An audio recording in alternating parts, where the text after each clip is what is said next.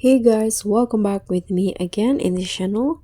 On today's tutorial, I'm going to show you how you can apply the background switch transition in the CapCut mobile.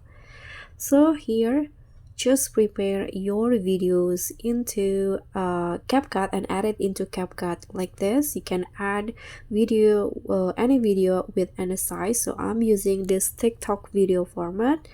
And after that, just click on the transition box here in between the clip. Now find the mask category, this one,